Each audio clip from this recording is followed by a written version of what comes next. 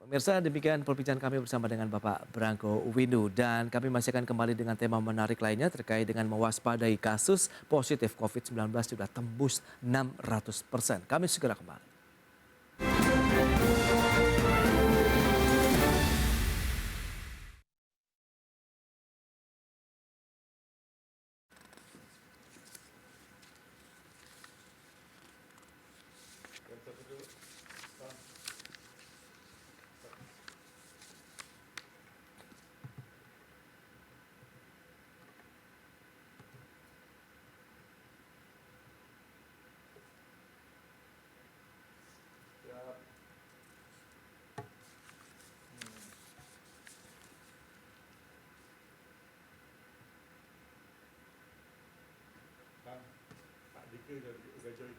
Oke, halo selamat pagi Pak Diki.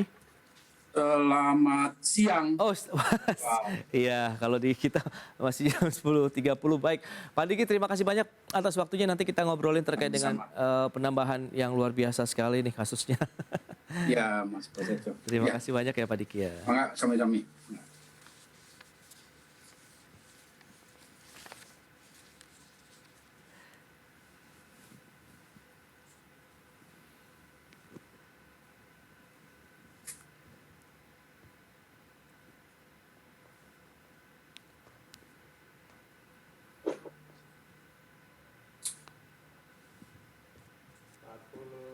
40 seconds standby.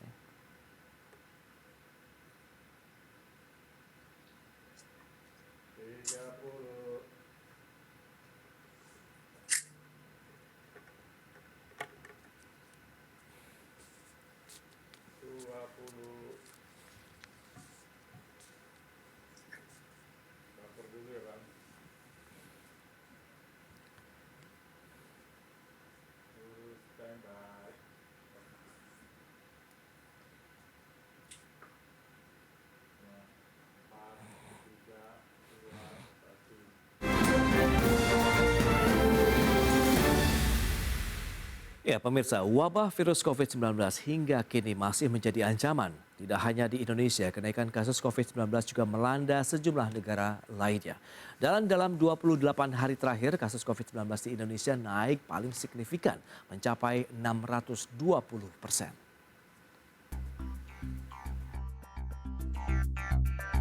Juru bicara pemerintah untuk penanganan COVID-19 Wiku Adhisa Smito melaporkan data kenaikan kasus positif COVID-19 mingguan secara global.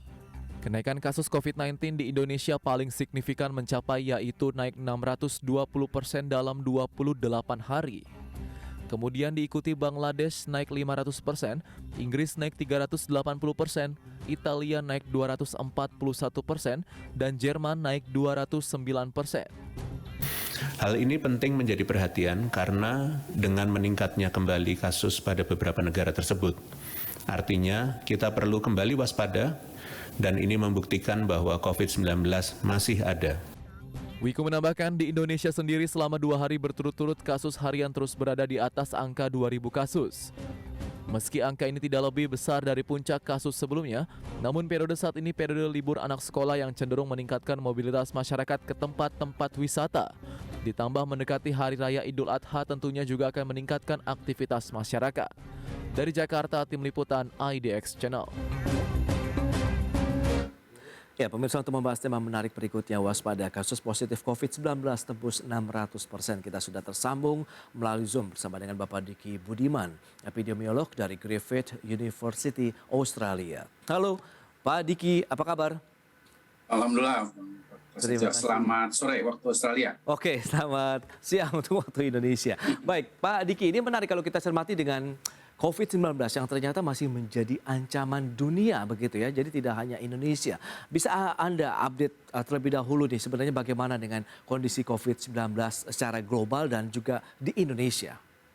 Ya, selalu harus kita pahami dan saya juga ingatkan ya bahwa status COVID-19 ini masih sebagai public health emergency international concern atau yang lebih populer di media dan di masyarakat adalah status pandemi atau berstatus pandemi. Artinya namanya emergency berarti ada situasi masih krisis dan berbahaya. Oke. Ini yang seringkali kita lupakan. Bahkan ketika beberapa negara melakukan pelonggaran ataupun termasuk di Indonesia misalnya mencabut pemakaian masker di luar ruangan, itu sebagian masyarakat merasa ini sudah berakhir. Belum.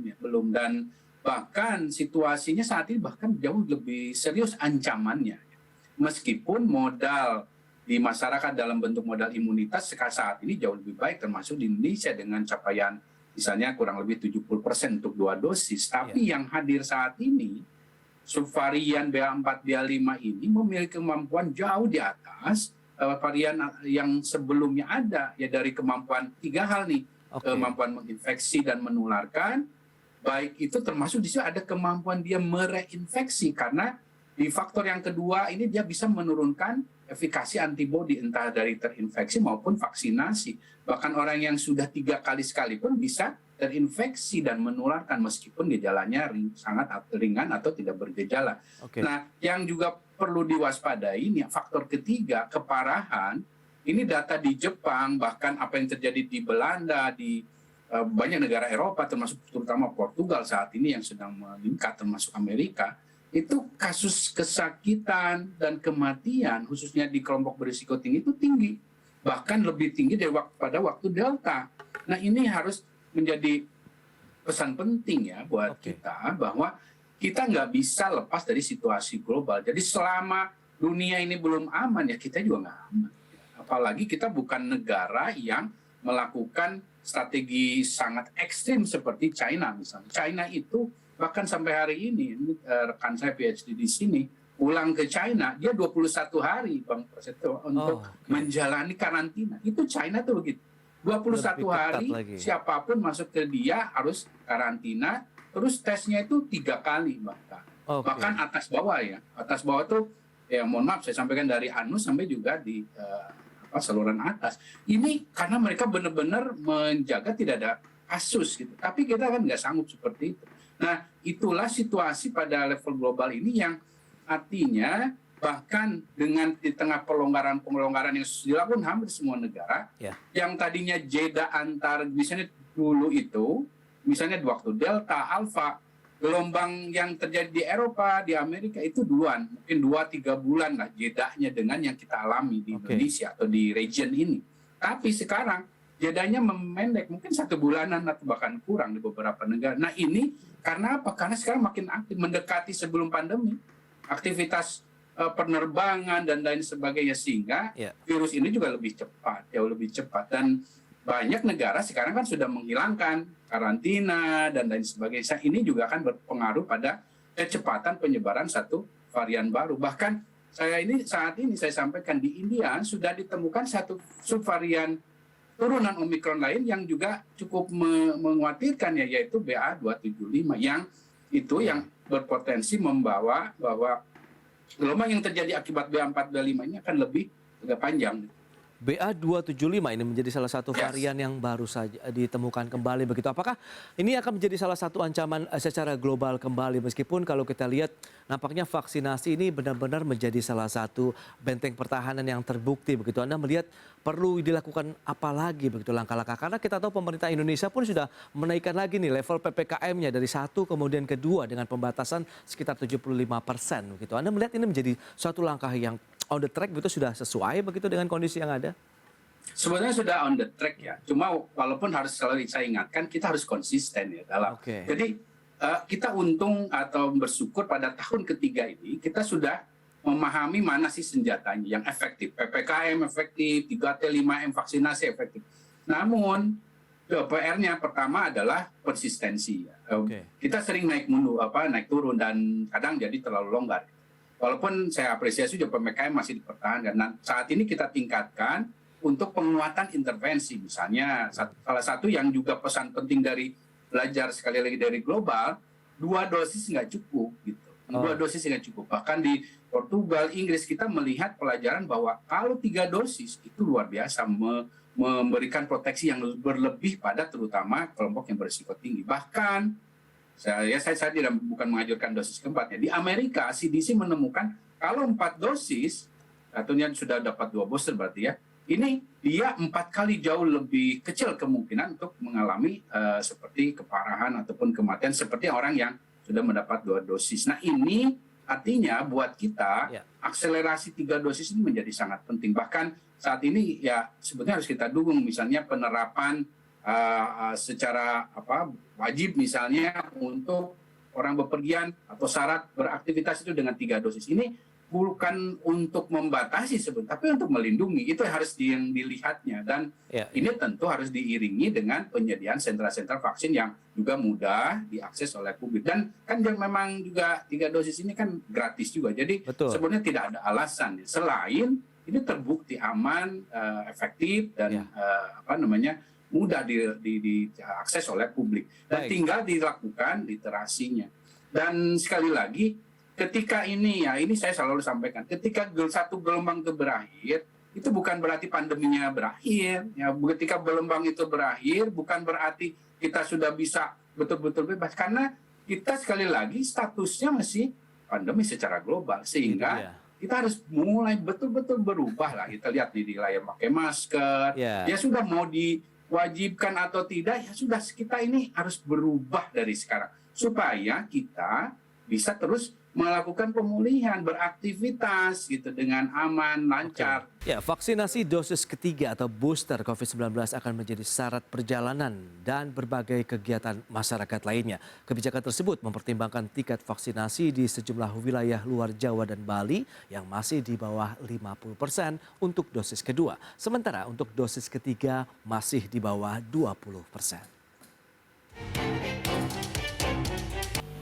Nah, tentunya dosis ketiga ini akan dipersyaratkan untuk berbagai kegiatan yang melibatkan masyarakat banyak dan juga untuk berbagai perjalanan.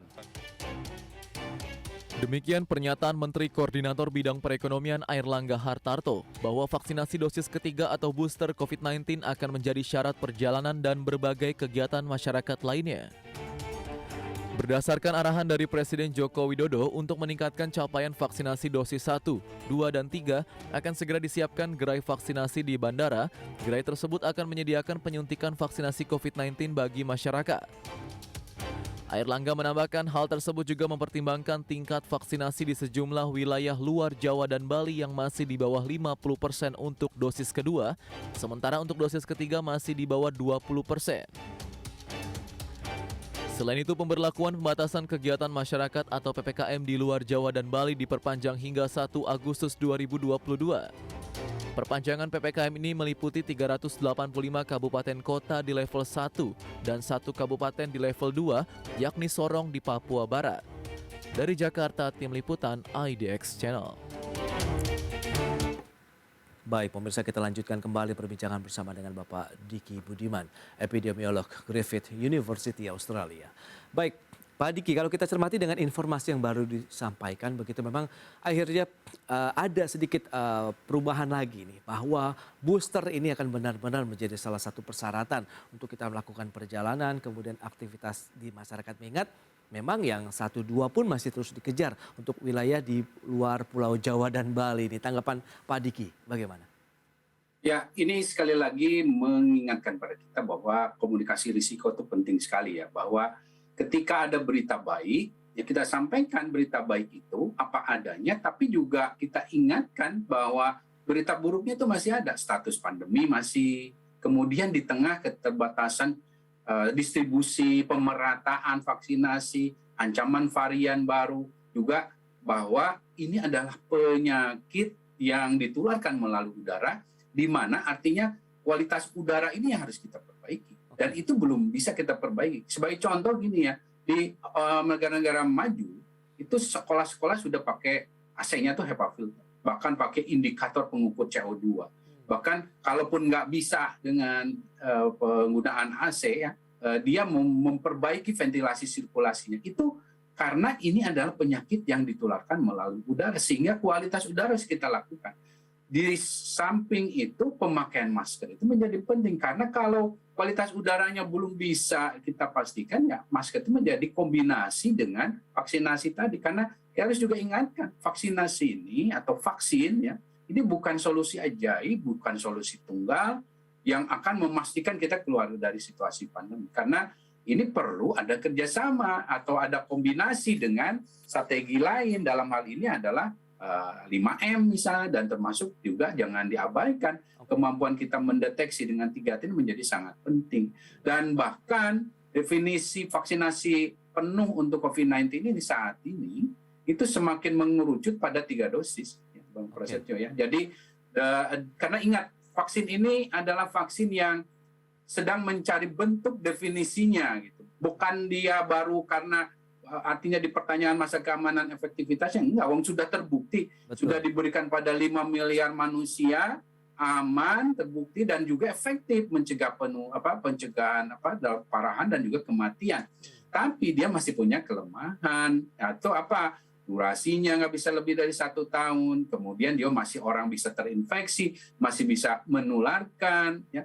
Nah, itulah sebabnya kombinasi dengan perilaku yang lebih sehat, ya, lebih adaptif dalam pencegahan seperti memakai masker dan lain sebagainya itu termasuk kebersihan cuci tangan, itu menjadi penting, ya. Dan ini yang harus diliterasikan dan dicontohkan, dan jangan naik turun, konsisten gitu. Karena begini, ini perilaku yang penting bukan hanya untuk COVID, ya, untuk juga mencegah wabah-wabah berikut. Itu dia, yang paling utama seharusnya sudah menjadi bagian dari gaya hidup masyarakat begitu ya, untuk menerapkan protokol kesehatan. Tapi dari sisi epidemiologi begitu, Anda melihat bagaimana pola penyebaran dan kehadiran varian-varian baru dari COVID-19 ini yang sebenarnya ini masuk dalam varian Omikron ya Pak Diki?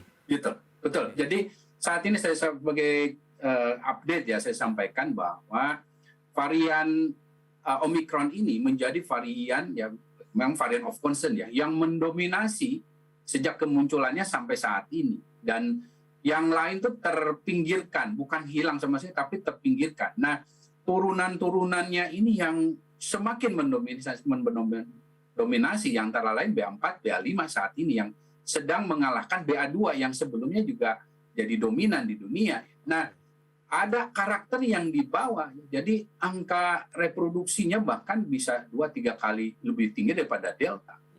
Bahkan misalnya kemampuan dia mereinfeksi, kalau misalnya Delta itu di 1%, dia bisa 5-10 kalinya. Gitu. Ini kan hal yang berarti jauh lebih serius. Jadi jangan dianggap bahwa dia lebih lemah daripada Delta, ya karena virulensi datanya menunjukkan lebih tinggi bahkan. Nah, hanya yang mengesankan dia lebih bergejala ringan, sedang, itu karena modal imunitas, karena efektivitas dari vaksin tadi gitu. Nah, ini yang jangan sampai mengecohkan kita, karena kalau kita beri kesempatan terus bersirkulasi, akhirnya dia bermutasi terus, nah dia bisa mendapat satu posisi yang akhirnya bisa memundurkan progres yang kita raih saat ini dengan menurunkan efikasi dari antibodi itu yang terjadi dengan katakanlah BA4, BA5 dan juga BA275. Nah, kemudian di ASEAN ini semua negara saat ini angka reproduksi efektifnya sudah di atas 1. Artinya, termasuk Indonesia, artinya terjadi pertumbuhan eksponensial, namanya pertumbuhan yang jauh lebih tinggi dan cepat, dan beberapa negara seputar kita, Indonesia ini sudah menyatakan mereka masuk ke gelombang berikut yang antara lain ditandai dengan secara menetap ya, secara pasti ya terlihat tren peningkatan kasus infeksi dalam 2 minggu berturut-turut, bukan naik turun. Nah, ini yang terjadi di kawasan ASEAN, dan Indonesia salah satu yang termasuk mengalami tren ini. Nah, artinya memang gelombang keempat untuk Indonesia ini memang sulit dihindari. Namun dengan ya tadi ada upaya yang dilakukan pemerintah, booster, ya, mungkin ada rapid test antigen kalau ada event-event dan lain sebagainya, masker termasuk di situ, kita akan memastikan, mengupayakan supaya ini tidak berdampak serius pada kelompok yang rentan.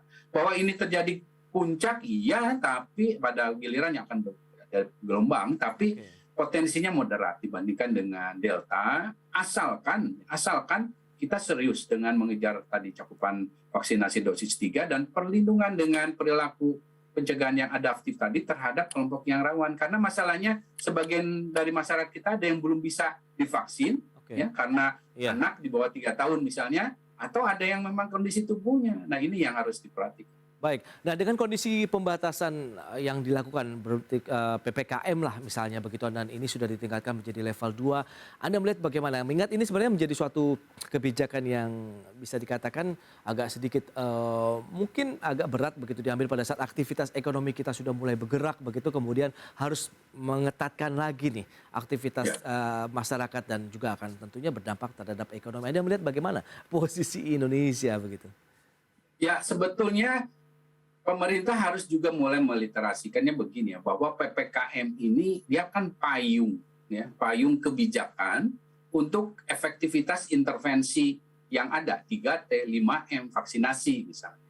Nah, karena PPKM ini sebagai payung, ya, dia karena perlu karena situasi pandemi ini kan dinamis.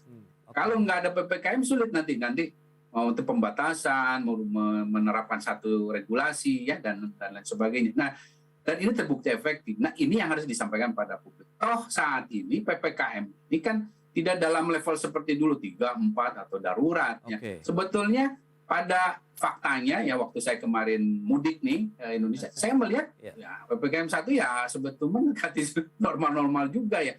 Tapi setidaknya masyarakat dan termasuk komponen-komponen di pemerintahan teringatkan ya bahwa ini situasi masih pandemi dan tentunya sebetulnya ke depan di masa transisi tadi disebut Mas Prasetyo ya bahwa di masa transisi ini kita sudah harus menerapkan perilaku baru, budaya baru, berorganisasi, bekerja dan lain sebagainya. Sebagai contoh WFH itu di sini sekalipun situasinya ketika mulai landai dan lain sebagainya itu menjadi budaya baru karena orang sakit, orang merasa dalam kasus kontak atau berisiko dia harus punya opsi bekerja dari rumah. Nah ini yang harus dibawa. Kalau di kita kan seringkali orang sakit ya kerja aja. Itu yang nggak boleh lagi, nggak bisa lagi gitu. Nah selain itu misalnya perilaku lain memakai masker ya udah dibiasakan gitu. Nah ini yang artinya akan mendukung. Nah itulah PPKM itu dalam rangka mengedukasi juga publik. Baik, kalau kita cermati dengan kondisi yang ada, apakah peluang Indonesia juga menuju endemi masih tetap terbuka dengan adanya kenaikan kasus seperti saat ini? Ya, satu hal yang ingin saya tegaskan bahwa kita jangan menuju endemi, karena endemi itu buruk dan berbahaya. Jadi ingat, monkeypox itu endemi. Nah sekarang jadi epidemi, jadi masalah karena dibiarkan jadi endemi, nggak diberikan satu perhatian yang memadai sehingga hanya menjadi masalah besar. Jadi endemi itu sebagai demam, contoh demam berdarah, malaria, itu endemi.